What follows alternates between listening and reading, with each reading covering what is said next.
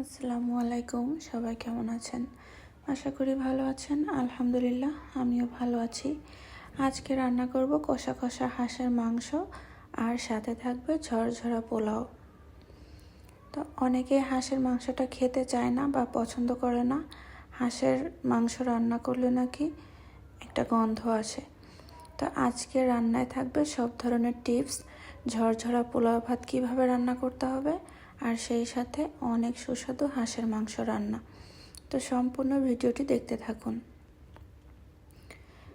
তো আমি গ্রাম থেকে একটা হাঁস আনা হয়েছিল, প্রায় 2.5 কেজির মতো, যে পাতি হাঁস, মানে দেশি যে পাতি হাঁসটা থাকে। তো ওইখান থেকে আমি হাঁসটা কেটে ধুয়ে 1 কেজি পরিমাণের সলিড মাংস নিয়েছি। এখন এই হাঁসের মাংসটা রান্না করার জন্য একটা মশলা বেটে নিব ব্লেন্ডারে। তো তার জন্য আমি এখন ব্লেন্ডারের ভিতরে একে একে সব মশলাগুলো দিব। তো এখানে দিব মিডিয়াম সাইজের 4টা পেঁয়াজ, তারপর দিয়ে দিব 8-10টার মতো শুকনো মরিচ, আর মরিচের পরিমাণটা একটু বাড়িয়ে দিয়েছি। হাঁসের মাংসই একটু ঝালঝালি বেশি ভালো লাগে। আর কালো এলাচ দিয়েছি ছোট সাইজের, একটার থেকেও একটু কম, আর ছোট একটা স্টার মশলা। আর এখানে দিয়েছি বেশ কিছুটা দারুচিনি, আর বেশ কিছুটা লবঙ্গ, আর কয়েকটা এলাচ।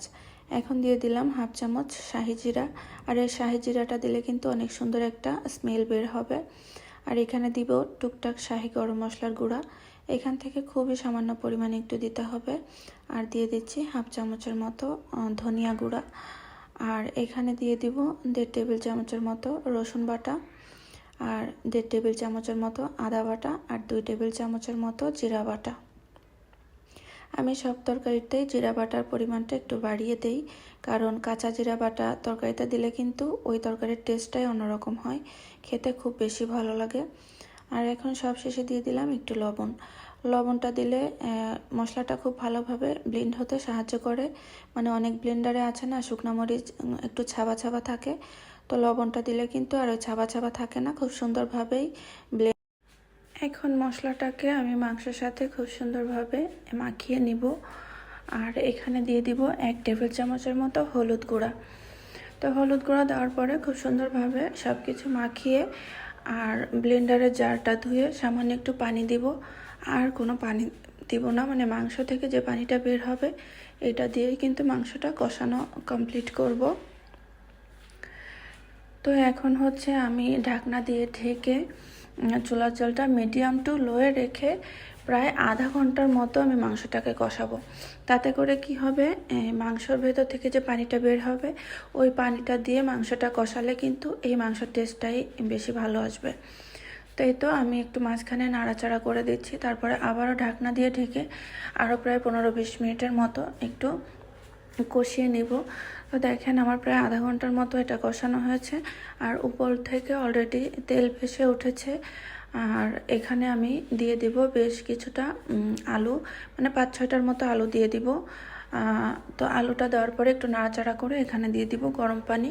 আর মাংস রান্নার ক্ষেত্রে, যে কোনো মাংসের ক্ষেত্রে কিন্তু গরুর মাংস, খাসির মাংস অথবা হাঁসের মাংস যেগুলো একটু শক্ত টাইপের, এগুলো গরম পানিটা ইউজ করলে কিন্তু মাংসটা খুব তাড়াতাড়ি সেদ্ধ হয়ে যায়, আর এই তরকারিটা খেতেও কিন্তু বেশ ভালো লাগে।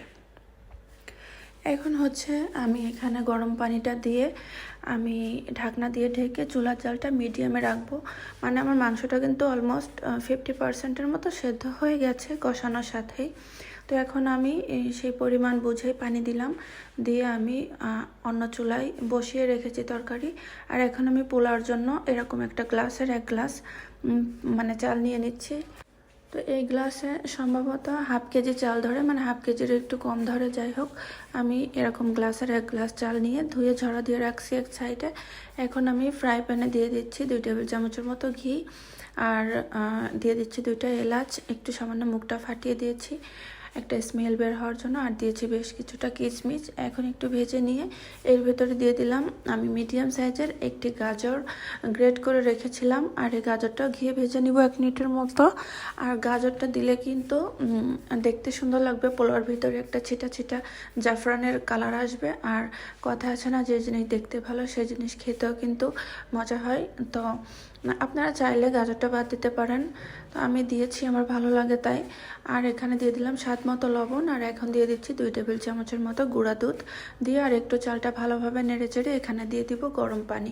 অবশ্যই এখানে গরম পানিটা ব্যবহার করতে হবে, তাহলে কিন্তু পোলাওটা খুব বেশি ঝরঝরা হবে আর খুব তাড়াতাড়ি রান্না হবে।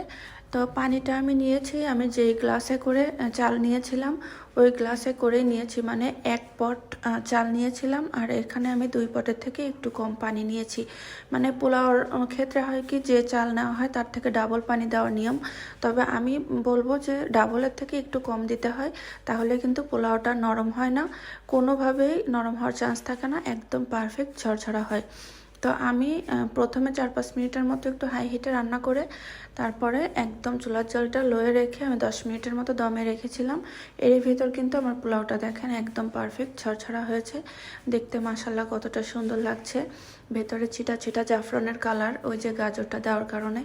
তো এখন হচ্ছে আমি নামিয়ে নিচ্ছি, এদিকে আমার মাংসটাও কিন্তু হয়ে গেছে।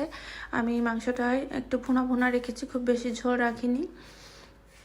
তো এই তো এখন আমি মাংসের উপর থেকে একটু আগে থেকে জিরা ভেজে গুঁড়া করে রেখেছিলাম।